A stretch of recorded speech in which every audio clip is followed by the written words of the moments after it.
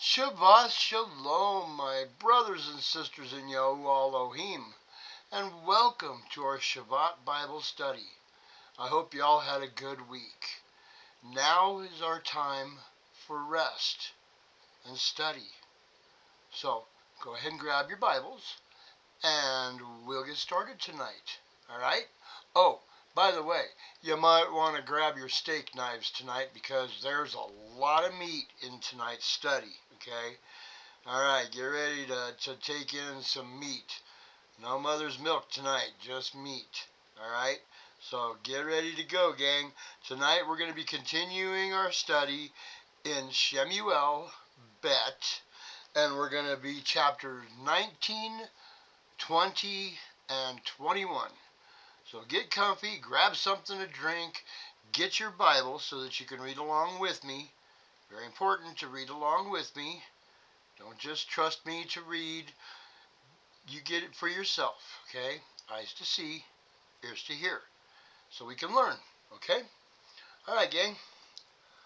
We'll grab my glasses, my eyeballs, and we'll wet our whistle and we'll get going.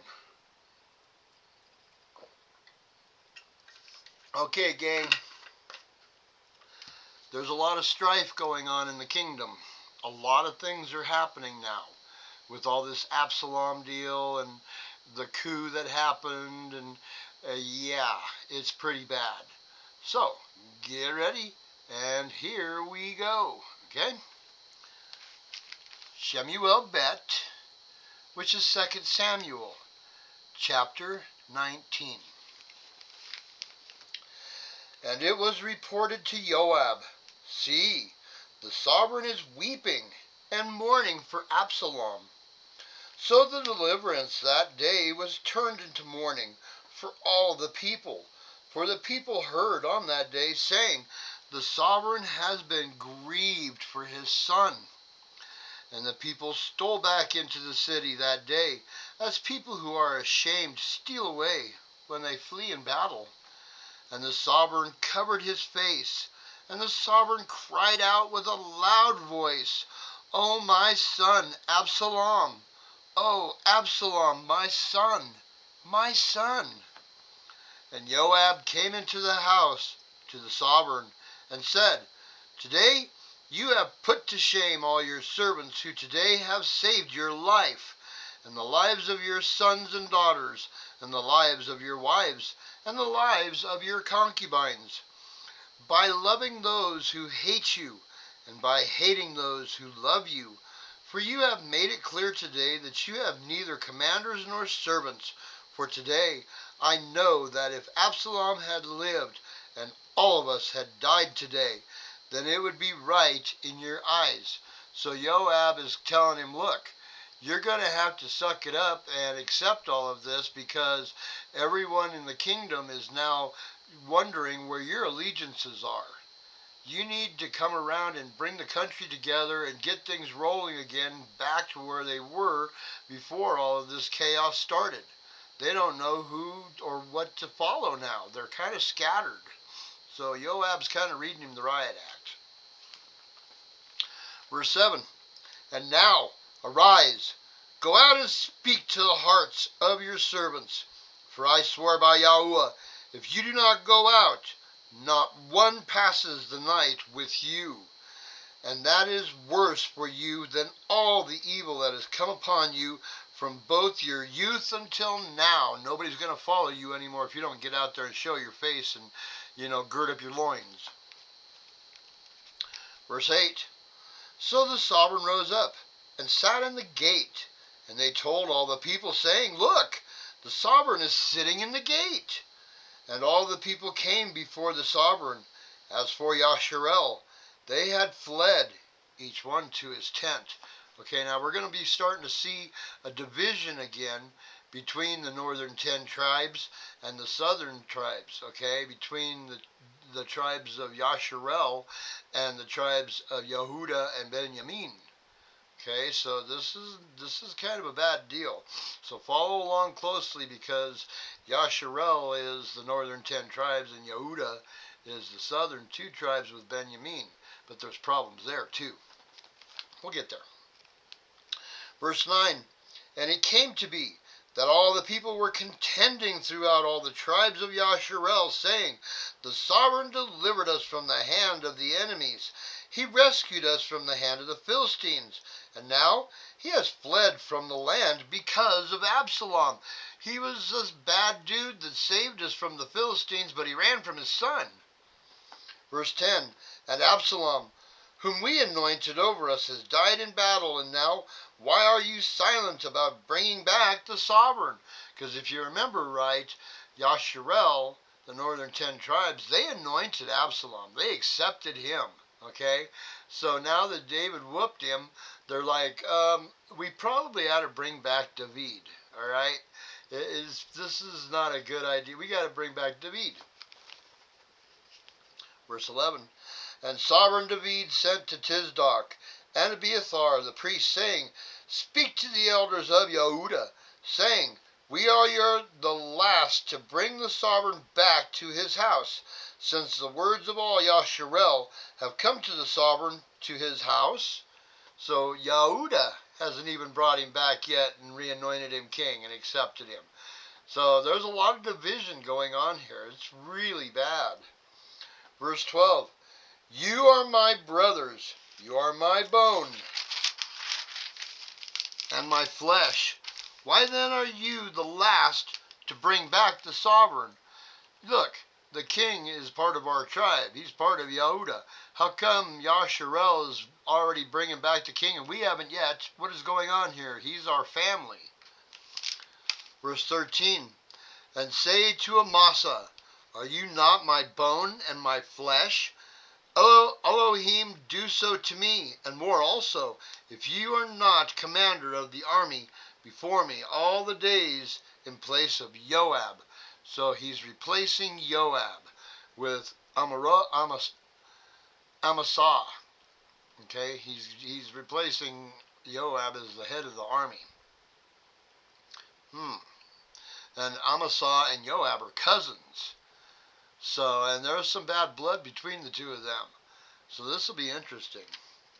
Verse 14, thus he swayed the hearts of all the men of Yehudah as one man, so that they sent to the sovereign, saying, return, you and all your servants. So the sovereign returned and came to the Yarden, and Yehudah came to Gilgal to meet the sovereign, to bring the sovereign over the Yarden. And Shimei, son of Gerah, a Benjamite, who was from Bahurim, hastened and came down with the men of Yehudah to meet sovereign David. Now you remember who Shimei is. Shimei is the guy that was kicking up dust and throwing rocks and cursing David, and he's of the house of Shaul. Okay? So now he's rushing down with all these guys from Yehudah to meet the king first. They're boogieing on down to the Yarden to meet up with them and to be the first ones to do it. Interesting. Verse 17, and with him were 1,000 men of Benjamin, and Tisbah, the servant of the house of Shaul, and his 15 sons, and his 20 servants with him. And they rushed over the Yarden before the sovereign. Now remember who Tisbah was. Tisbah is the guy who is taking care of Mephibosheth. Okay? He was the guy that was taking care of Mephibosheth, and he's in charge of all the land of Shaul that David gave to him and Mephibosheth. Okay, so he's running down there too. Verse 18, and they passed over the ford to bring over the sovereign's household, and to do what was good in his eyes. And Shimei, son of Gerah, fell down before the sovereign when he had passed over the Yarden, and said to the sovereign, do not let my master reckon crookedness to me. Neither remember what wrong your servant did on the day that my master the sovereign left Yasharelim, that the sovereign should take it to heart. Please, king, don't take to heart those nasty things that I said to you and the rocks that I chucked at you and all that stuff. Can we just kind of forget about that? Verse 20, for I, your servant, know that I have sinned, and see, I have come today, first of all the house of Joseph, to go down to meet my master the sovereign. But Abishai, son of Teruiah, answered and said, shouldn't Shimei not be put to death for this, because he cursed the anointed of Yahuwah? And David said, what have I to do with you, you sons of Teruiah, that you are to be adversaries to me today? Wait a minute. Why are you guys talking trash to me? Just settle back and let the king make his decisions here. I don't know why anybody thinks that they have the right to speak up. Should any man be put to death in Yasharel today? For do I not know that I am sovereign over Yasharel today? Yasharel has re-anointed me, and I'm the sovereign, so step back. Verse 23, so the sovereign said to Shimei, you do not die. And the sovereign swore to him. And Mephibosheth, son of Shaul, came down to meet the sovereign, and he had not attended to his feet, nor trimmed his mustache, nor washed his garments, from the day the sovereign went away, until the day he came back in peace. And it came to be, when he had come to Jerusalem to meet the sovereign, that the sovereign said to him, why did you not go with me, Mephibosheth? How come you stuck around here and you didn't go with me? What's the deal there? I thought you were happy being around me, and I'm taking care of you and feeding you and stuff. Verse 25, and it came to be when he had come to Jerusalem. Oh, hang on. Verse 26. Sorry, I lost my place there for a minute. And he answered, my master, O sovereign, my master deceived me. For your servant said, I am saddling a donkey for myself to ride on it, and to go to the sovereign, because your servant is lame. And he spoke slander against your servant to my master the sovereign. But my master the sovereign is as a messenger of Elohim. Therefore do what is good in your eyes. Look, King, I'm sorry about all that. I was deceived. There was a miscommunication. There was a lot of people talking trash. So I didn't go with you. But, it's just, I'm sorry. Things got screwed up there. Verse 28. For all of my father's house were but dead men before my master the sovereign. Yet you set your servant among those who eat at your own table. Therefore, what right have I still to cry out any more to the sovereign? You take care of me. I have nothing more to plead to you, King. I'm at your... please, take pity on me. Verse 29. Then the sovereign said to him, why do you speak any more of your matters? I have said, you and Tizah share the land. And Mephibosheth said to the sovereign, rather, let him take it all, since my master the sovereign has come back in peace to his own house. So he's given over all of that land to Ziba. Verse 31, and Barzillai, the Gileadite, came down from Rogelim, and passed over the Jordan with the sovereign, to send him on his way over the Jordan. Now Barzillai, he was the guy that was providing all the food and keeping, David and his people taken care of while they were on the run. So he was helping them out. So he's coming down with them. Verse 32, and Barzillai was a very aged man, 80 years old, and he had sustained the sovereign while he was dwelling at Mahanaim, for he was a very rich man. And the sovereign said to Barzillai, pass over with me, and I shall provide for you with me in Jerusalem. But Barzillai said to the sovereign, how many are the days of my life, that I should go up with the sovereign to Jerusalem. I am now 80 years old. Do I discern between the good and evil? Does your servant taste what I eat, or what I drink? Do I still hear the voice of singing men and singing women? Why then should your servant be a further burden to my master, the sovereign? King, I'm old. I can't hear, I can't sing, I can't dance, I can't do anything anymore, so why should I just be a clinger on to you? You got enough things going on. You don't need to worry about me. Verse 36. Your servant would only pass over the Jordan with the sovereign for a short distance, and why should the sovereign repay me with such a reward? Please let your servant turn back again to die in my own city, near the burial site of my father and mother. But here is your servant Kimham. Let him pass over with my master the sovereign, and do for him what is good in your eyes. So, King, I'm going to go home and just die and be buried with my parents and stuff. But here, I'm going to send Kimham along with you to serve you, okay, in my stead. Verse 38, the sovereign answered, Kimham is passing over with me, and let me do for him what is good in your eyes. Now whatever you choose of me, I do for you. Then all the people went over the Jordan, and when the sovereign had passed over, the sovereign kissed Barzillai and blessed him, and he returned to his own place, cut him loose. Verse 40, and the sovereign passed over to Gilgal, and Kimham passed over with him, and all the people of Yehuda brought the sovereign over, and also half the people of Yasharel. So there's a lot of people there from Yehuda, all of Yehuda, and half of the tribes of Yasharel, half of the northern tribes.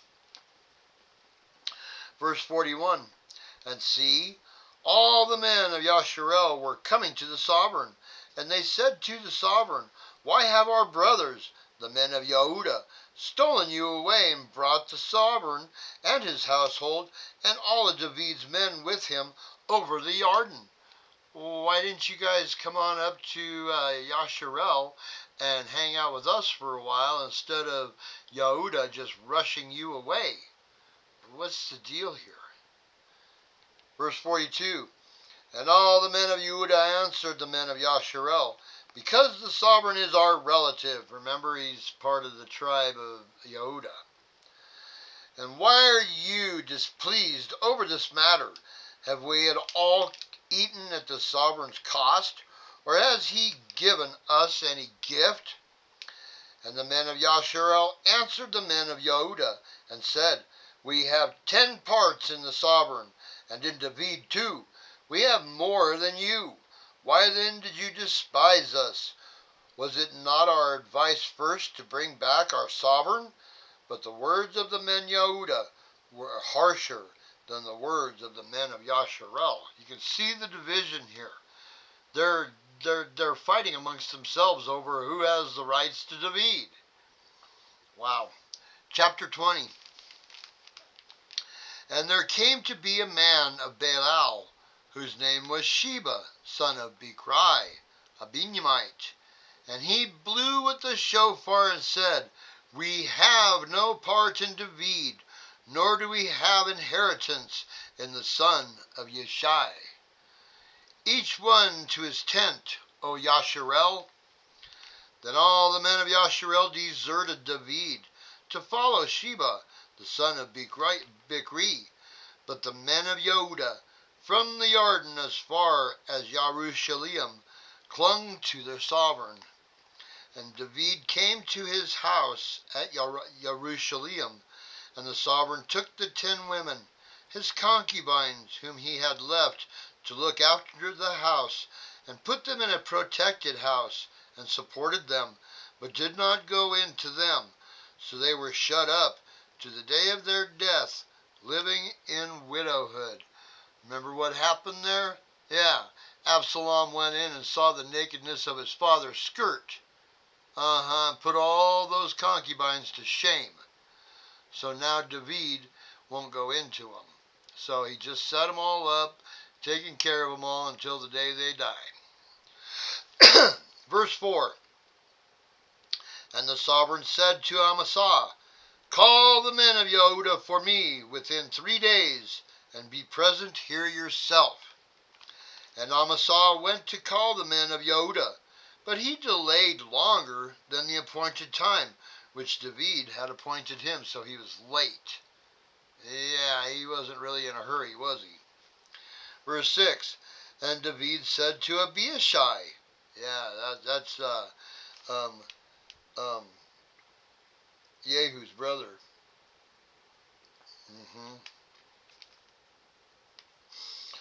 Ugh, what a mess. Okay, and David said to Abishai, Now Sheba, son of Bichri, is going to do us more evil than Absalom. Take the servants of your master and pursue him, lest he find for himself walled cities and escape us. We got to take care of this problem, boys. He's going to cause us a lot of problems, and there's a lot of people that are divided right now already. We got to take care of this dude. Then the men of Joab went out after him with the Kerethites and the Pelethites and all the mighty men, and they went out of Jerusalem to pursue Sheba, the son of Bichri. So they had the special forces and the mercenaries with them, okay? Because those two tribes, the Kerethites and the Pelethites, they were not of the children of Yisrael. They were of the tribes of the heathens that swore allegiance to David, okay? So they're like the mercenaries. Verse 8, when they were near the large stone which is in Gibeon, Amasa came before them, and Joab was dressed in battle armor, and on it was a girdle with a sword fastened in its sheath at his hips, and as he went forward, it fell out. So remember, Amasa and Joab are cousins. And now Amasa's leading up the main army, and Joab's got the mighty men, the special forces. So it's going to be interesting to see here, because there's going to be a power struggle. You know there's going to be a power struggle. These guys are cousins. Verse 9, and Joab said to Amasa, Peace, my brother. And Joab took Amasa by the beard with his right hand to kiss him. But Amasa was not on guard against the sword of Joab in Joab's hand, and he struck him with it in the stomach, and his inward parts poured out on the ground, and he did not strike him again, and he died. Then Joab and Abishai his brother pursued Sheba, son of Bichri. Okay, so Joab pulled a sneaky one on his cousin and stabbed him in the belly one time. Didn't finish him off, just stabbed him in the belly. His guts blew out all over the ground, and he's rolling around in the middle of the road. And now Joab and Abishai have got all the troops together for themselves. Okay, because there was 3 armies, remember. Now we've got them into 2. Verse 11, and a man, one of Joab's men, stood beside him and said, Whoever is well pleased with Joab, and whoever is for David, let him follow Joab. So, you know,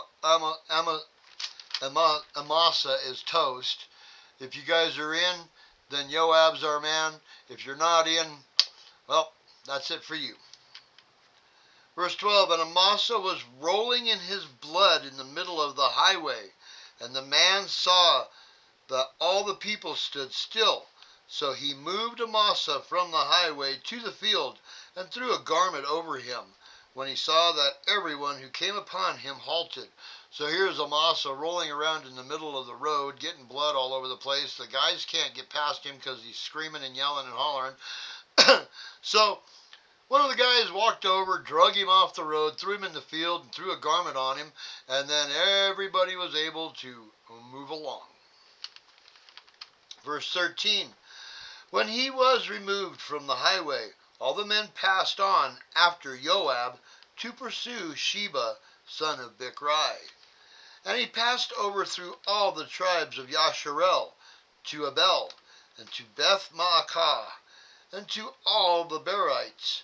And they were assembled and went after him too. So he gathered up everybody, all the mercenaries, all the special forces, all the regular army.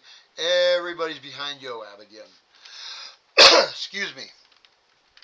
Verse 15. And they went and besieged him and Abel of Beth Maacah. And they cast up a siege mound against the city, and it stood in a rampart. And all the people who were with Joab battered the wall to throw it down. Then a wise woman called out from the city, "Listen, listen. Please say to Joab, 'Come nearby, so that I speak to you.'" So this wise woman, she must have had some pull, okay? Because the women, they didn't hold as much esteem as men did. And she's calling Joab to the wall. Verse 17. And he came near to her, and the woman said, "Are you Joab?" And he answered, "I am." Then she said to him, "Listen to the words of your female servant." And he listened. And he answered, "I am listening." Then she spoke, saying, "In former times they often spoke, saying, 'Let them inquire of Abel.' And so they ended the matter." Verse 19. "I am of the peaceable and trustworthy ones in Yasharel. You seek to destroy a city and a mother in Yasharel. Why do you swallow up the inheritance of Yahuwah?" And Joab answered and said, far be it from me to swallow up or to destroy. That is not the case. But a man from the mountains of Ephraim, Sheba, son of Bichri by name, has raised his hand against the sovereign, against David. Hand him over, him alone, and I withdraw from the city. And the woman said to Joab, "Look, his head is going to be thrown to you over the wall." So the woman in her wisdom went to all the people, and they cut off the head of Sheba son of Bichri, and threw it out to Joab. Then he blew with the shofar, and they dispersed from the city, each one to his tent. And Joab returned to the sovereign at Jerusalem. Verse 23. Now Joab was over all the army of Yasharel, and Benaiah, son of Jehoiada, was over the Kenathites and the Pelethites. So Joab was all over the entire army of Yasharel, and Benaiah was over the mercenaries. And Adoram was over the compulsory labor, and Jehoshaphat, son of Ahilud, was the recorder, and Shewa was scribe, and Tisdoc and Abiathar were the priests, and Ura the Uriite was priest to David. So that gives you the hierarchy there. Chapter 21. And there was a scarcity of food in the days of David for 3 years, year after year. And David sought the face of Yahuwah. And Yahuwah answered, because of Shaul and his bloodthirsty house, because he killed the Gibeonites. Okay, now remember back to Shemu'el Bet, when there was a peace treaty made with the Gibeonites. Okay, when this actually goes back to Joshua. Okay, and there was a peace treaty that was signed with the Gibeonites, and Yah told them, leave them alone. Don't hurt these people, just leave them alone. Well, Shaul couldn't do that, and he went in and started slaughtering them all over the place. So now, David's having to clean up this mess that Shaul caused, that now has caused a famine in Yasharel. Yeah, I told you there's a lot of meat here, so... Alright, here we go. Verse 2. The sovereign therefore called the Gibeonites, and spoke to them, Now the Gibeonites were not of the children of Yasharel, but of the remnant of the Amorites. And the children of Yasharel had sworn protection to them, but Shaul had sought to strike them in his ardor for the children of Yasharel and Yehuda. Okay, who are the Amorites? Remember Og? Remember Shion? Yeah, they were giants. So these are descendants of the giants. But they had made peace with the children of Yasharel, so there was a peace treaty there until Shaul blew it. Alright, so this is an interesting thing that David's got to clean up this mess with descendants of giants. Verse 3, So David said to the Gibeonites, What should I do for you? And with what do I make atonement, so that you bless the inheritance of Yahuwah? And the Gibeonites said to him, It is no matter of silver or gold between us and Shaul or his house, neither is it for us to put to death any man in Yasharel. And he said, Whatever you say, I do for you.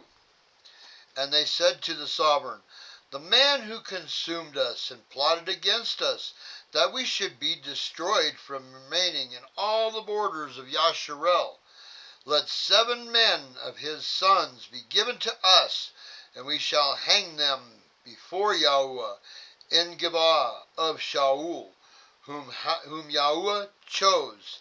And the sovereign said, I give them. But the sovereign spared Mephibosheth, son of Jonathan, son of Shaul, because of the oath of Yahuwah that was between them, between David and Jonathan, son of Shaul. So he's still trying to honor the covenant that he made with Jonathan. Verse 8, And the sovereign took 2 sons of Rizpah, the daughter of Ayah, whom she bore to Shaul, Armoni, and the other Mephibosheth, and the 5 sons of Michal, the daughter of Shaul, whom she brought up for Adriel, the son of Barzillai, the Mahalathite. That's a mouthful. And gave them into the hands of the Gibeonites, and they hanged them on the hill before Yahuwah. So the 7 fell together and were put to death in the days of harvest, in the first days, in the beginning of barley harvest.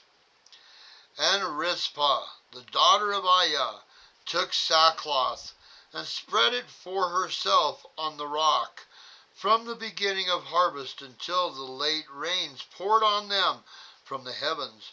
And she did not allow the birds of the heavens to rest on them by day, nor the beasts of the field by night. So the dead bodies she covered in sackcloth, and then she sat there and kept the animals off of them for an entire season. In mourning. Verse 11, And David was informed what Rizpah, the daughter of Ayah, the concubine of Shaul, had done. And David went and took the bones of Shaul and the bones of Jonathan his son from the men of Jabesh Gilead, whom had stolen them from the street of Bethshan, where the Philistines had hung them up, after the Philistines had struck down Shaul in Gilboa. So he went and got the bones, dug up the bones of Shaul and of Jonathan, and took them out of that city. Verse 13, And he brought up the bones of Shaul and the bones of Jonathan his son from there, and they gathered the bones of those who had been hanged, and buried the bones of Shaul and Jonathan his son in the land of Benjamin in Tislah, in a burial site of Kish his father, and did all that the sovereign commanded. And after that Elohim heard the prayer for the land. So after he settled all of that, took care of business, and cleaned up the mess that Shaul started, then all of a sudden, Elohim heard a prayer for the land and ended the famine. Okay? Here we go. This is another one. Verse 15. And the Philistines were again fighting against Yasharel. So David and his servants with him went down and fought against the Philistines. And David was weary. Now you got to figure David's getting up there in age now, and he's having a little bit of problems in battle taking on all these bad dudes. So, getting a little tired in his old age. And Yishbo Benob, who was one of the sons of the giant, that weight of whose bronze spear was 300 pieces, who was bearing a new sword, spoke of striking David. Okay, Philistines, giants. Who was the Philistine that David killed? Huh? Yeah, absolutely. Well, we're back there now.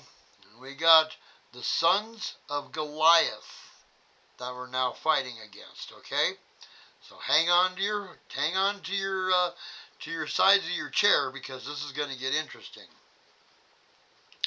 Verse 17. But Beishai, son of Tisra, came to help him, and struck the Philistine and killed him.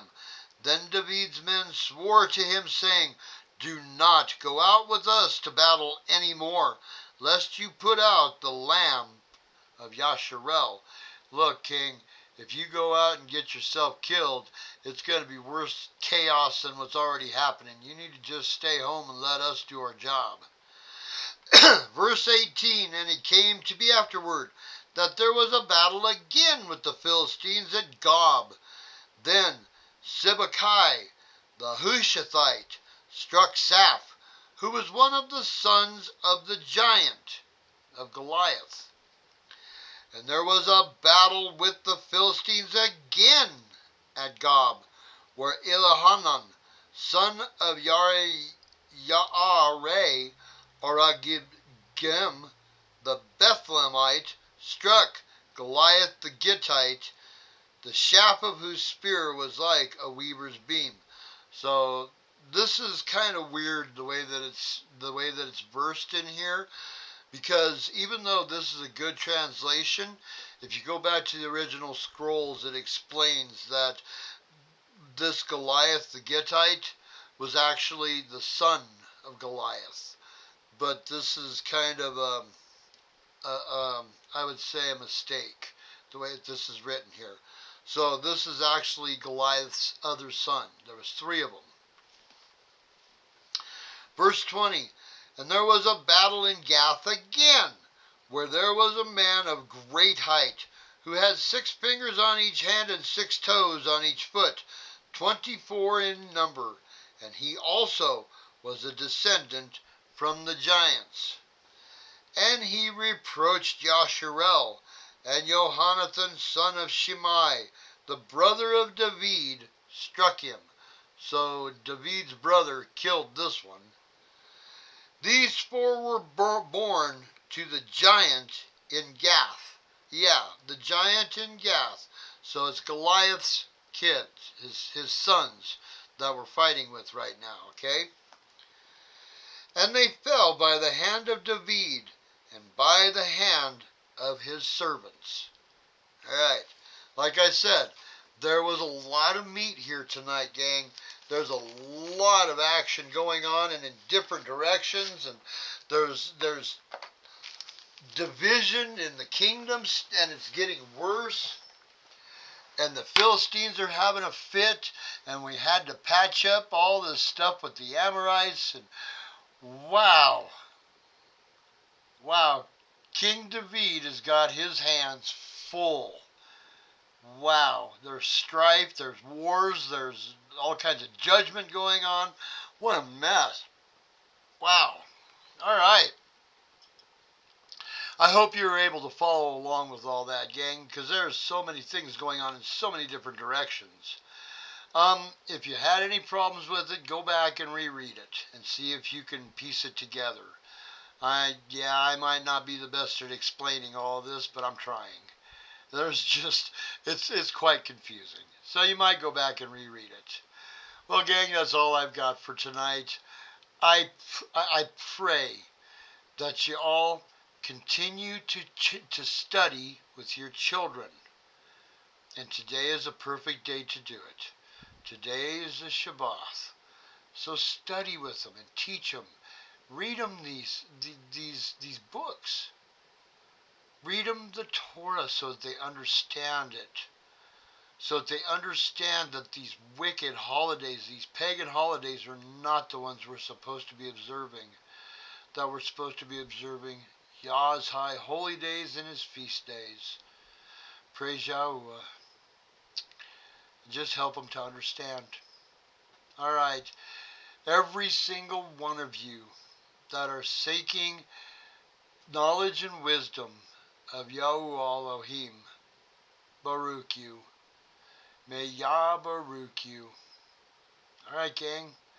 Y'all have a great Shabbat, and we will see you on 4th day for our next study. Midweek. Okay? Y'all have a great day. Shabbat Shalom.